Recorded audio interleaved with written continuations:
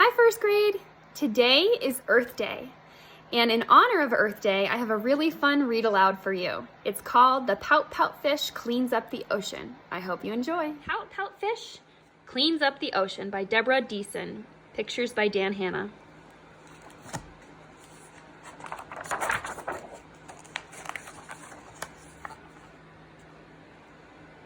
The ocean is amazing. Mr. Fish's grin was wide. The beautiful surroundings left him wonderstruck inside.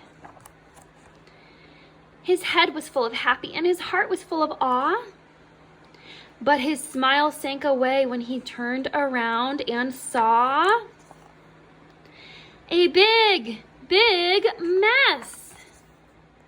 Whatever could it be, but he couldn't really tell, so he walked with a friend who had noticed it as well. There's a problem that needs solving, and I don't know what to do, but I'm going to find some answers. Would you like to join me too? Absolutely, said Miss Shimmer, as she grabbed a few supplies. They'd travel to the mystery mess and see with their own eyes. Swimming off, they were enchanted by the ocean, big and bright, but looming in the distance was that dark, dismal sight. A big, big mess. What's it made of, they both wondered, and they pondered this out loud. Around them others gathered in a small but growing crowd. There's a problem that needs solving, and we don't know what to do. Would you like to join us too? Count us in, said Mr. Seahorse, and he powered up his rig. Enthusiasm bubbled. Yes, the group was getting big. They jetted through the ocean in a peaceful sort of bliss, but the thing that stretched before them was impossible to miss. A big, big mess. Who will fix it? Fish were asking, hoping someone else would know. There was lots of conversation as they traveled with the flow. There's a problem that needs solving and we don't know what to do, but we're going to find some answers. Would you like to join us too? All as one, said Mrs. Squid.